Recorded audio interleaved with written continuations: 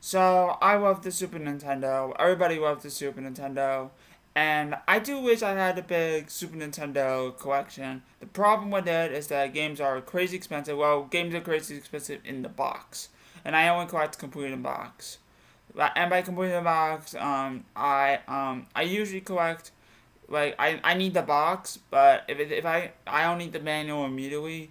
So if I find a manual, I'll eventually get one. But I'm not.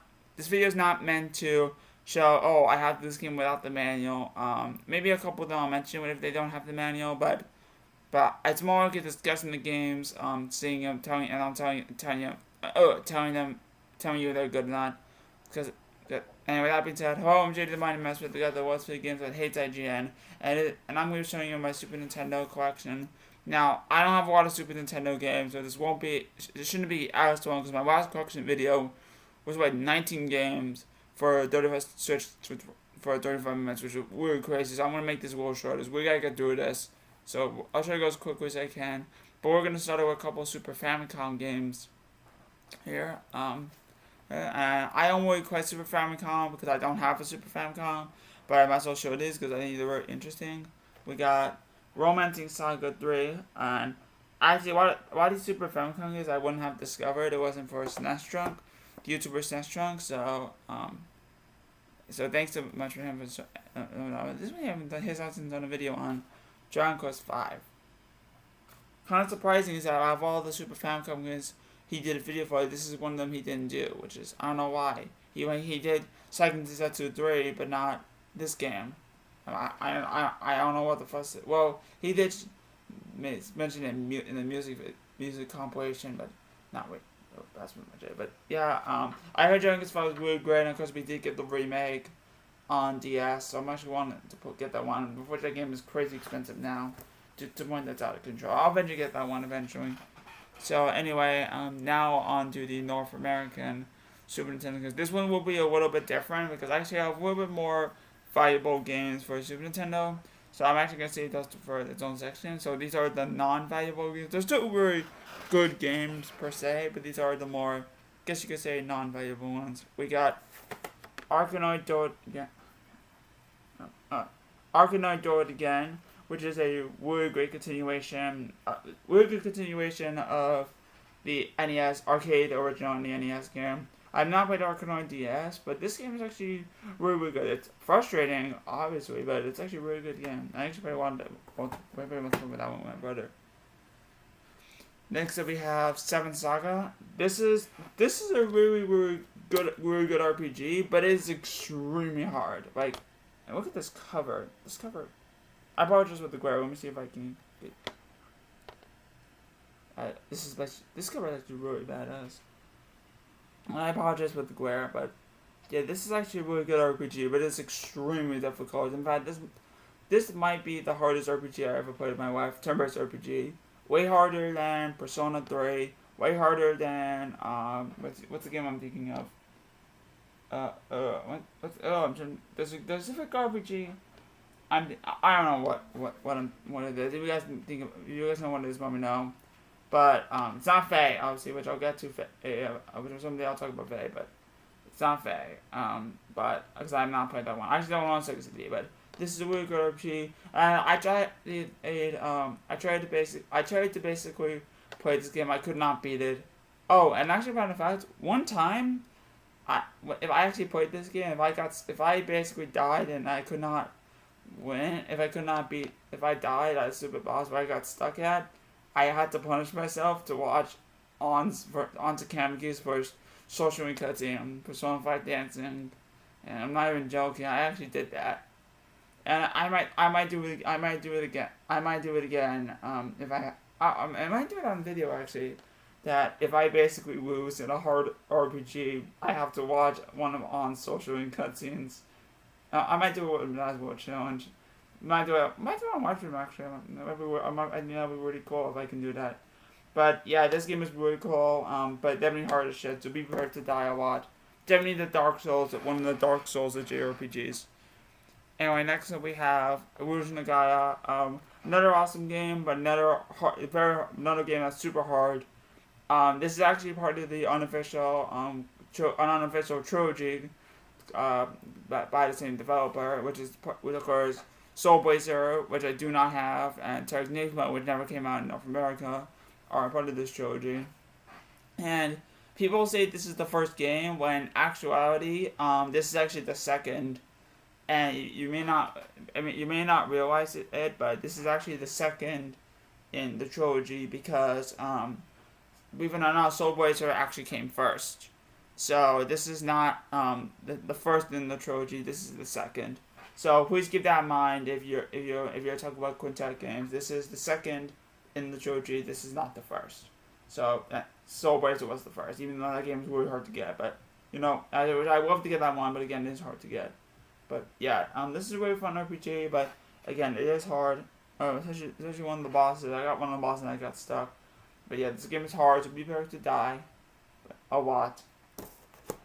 And I don't know if I'm good at the game, but so here's a game that's really awesome. I'm just not good at it. UN Squadron, which I actually got this game complete in box for $45 on eBay, which was about what it was going for back then, and now this game is like $100 now, which is absolutely crazy. But this is of course one of the best shoot 'em ups on the Super Nintendo, but it is extremely hard, and I'm not actually good at this game. I got past the second stage, but then after that, I just pretty much could not make it. And this still remains one of my favorite Super Nintendo games. Again, it is hard, and I'm not good at it per se, and I still cannot beat this game to this day. But it is an awesome game, and I'm really glad I got this game when I did, because it's not cheap anymore when it used to be. Well, not cheap complete in box, and it does remind me of another game I wanted to get, but that also is not cheap anymore. It used to be cheap. Cheap as it was like around $80, and now it's not cheap anymore. That's Batman Returns on Super Nintendo. It's another one I'd love to get a hold of. It's really hard to get, but it is one I'd love to get a hold of before that game gets crazy expensive. And of course, the last one in the not so viable, because probably my more work for Super Nintendo games, but I got it because they said it was in mint condition, and I got it from a claim sale on Instagram, which I wanted to do. I guess I couldn't do it that often, but I did it once and never again. But I did do it on Instagram. I was like cheap, see if it worked, and that's Wario's Woods, which I'm really glad at, which is not a game I'm good at per se, but it's really more important to me because not say it's important to me, but it's really important because I actually got this game from Gabriel, Gabe Gartz, aka HG Boxing on Instagram, which probably go follow him on Instagram. He's the one who hooked me up with this one. So thank you so much to him. Thanks so much to Gabe, and I actually got these games in box protectors. Well, I had to order a few, but I did get these games. Some of these games I got in box protectors, so that's just really cool. So now we're moving on to my more valuable Super Nintendo games. And so you're moving on to my more valuable Super Nintendo games. First up, we have Brandish, which I'll tell you how much they go for now. From what last time I checked, I cannot confirm how much they go for now. Yeah, this game, this is not a good game. And I actually tried to play this game, and I just could not get. This game is just frustrating. It's confusing. I mean, yes, it's obviously made by Nihon Falcom, which is obviously which are a super underrated developer, and I love a lot of their games. This is really hard to get though, but but it's not good. It's not a game that would be worth paying. And believe it or not, which fortunately for me, I was able to get this game. I was able to get the last cheap copy when I did, which is definitely a good thing, because now this game's like $200 now complete, which is absolutely crazy, but I was really glad to get this game. And this cover art is I'm gonna show you this cover art actually. This cover art is so freaking good. There you go. This cover art is so freaking good. Like you got a sexy chick, and then you have the main protagonist. But it's too bad the game's not good though, which is real unfortunate because the cover is bad. The cover is freaking badass. But anyway, we also have Final Fantasy III, one of the best Super Nintendo RPGs, or one of the best games ever made. But it is not. Why is it in the most valuable pile? Well, this game has gone up in price tremendously. I don't know what the hell why it's gone up in price, and unfortunately, this is not the best. This is not in the best condition. But this game has gone up in price, and I was fortunate to get this game when I did. Unfortunately, again, the box is in horrible shape. And so there's like, I believe it's like warped a little bit, like you have to see in the back. But and I also doesn't have the menu actually. This is only my more. This is probably my only more valuable game that doesn't have the menu. Though it's not in horrible condition. And there's actually the next game coming up. It's actually more valuable, but it's in worse condition. But yeah, we're really glad to get this game in the box because it is an awesome game, and hopefully I'll get Final Fantasy. Hopefully I will get Final Fantasy 2.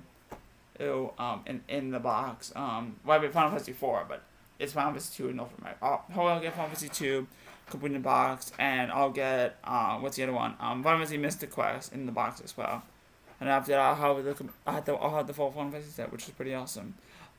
And now this is an awesome game. But unfortunately, the condition is probably the worst condition copy I got, and I wanted to get the other one in better shape, but I unfortunately missed out on that one. So I ended up getting this one, which is still pretty good. But I got this game, but I do wish the condition was better.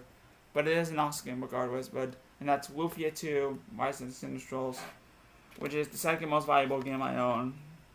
It is complete in box. It's super hard to get. And I've never seen this game in the wild in the game store. And let me say why this game is horrible shape though. This obviously a lot of creasing, huge rip crease over there, and obviously one here. It is not. It's in horrible shape. But again, I wanted this game really bad, so I kind of have to force myself to keep it. So it is. At least it's good enough condition for me to keep. But eventually I'll find an upgrade to this one, and then I'll sell my other. And then I'll sell this one and make my money back. Or what I'm gonna do. I'll actually trade it. I'll trade it with Power Player Paul for a game I do need.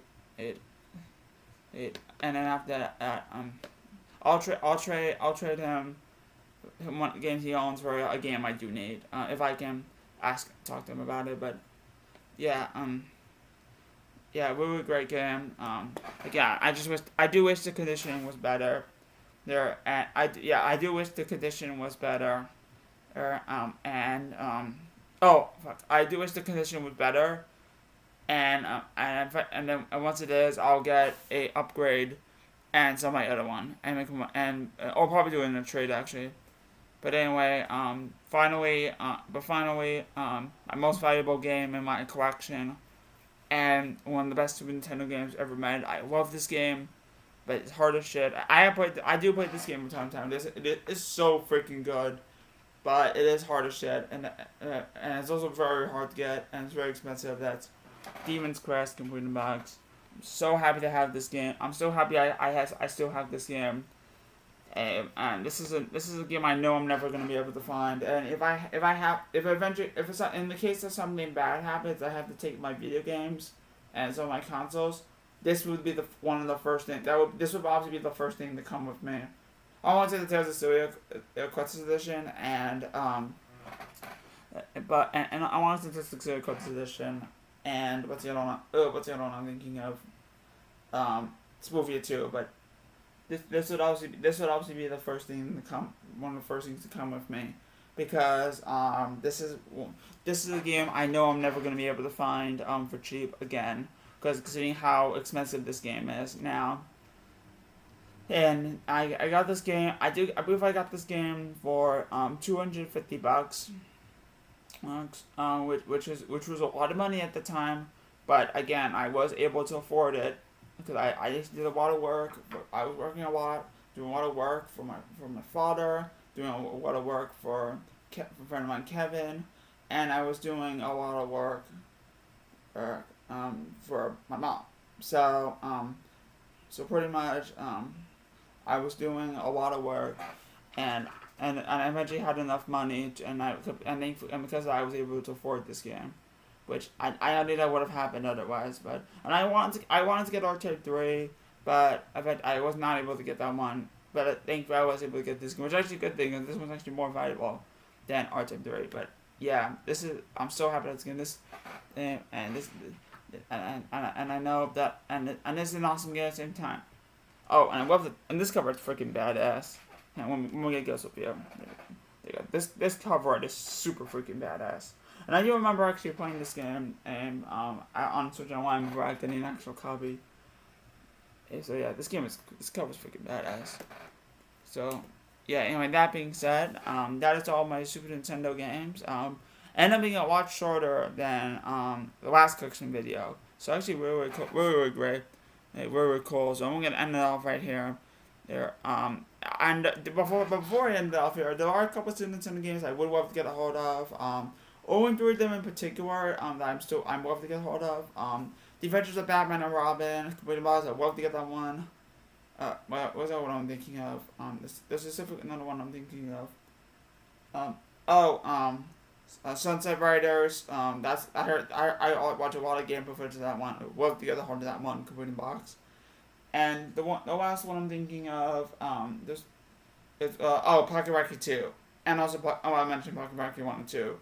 Love to get that one. Love to get those ones, completed box, and probably the only one I'm thinking that's not super expensive, but love to get a hold of is the first Lufia. Because I have Lufia 2, so I might as well, which is the more valuable one, so I might as well get Lufia 1 and complete the little subset. Anyway, that being said, I'm jdthemightymesprit. They got all those games, HATES IGN, and you guys have a great day.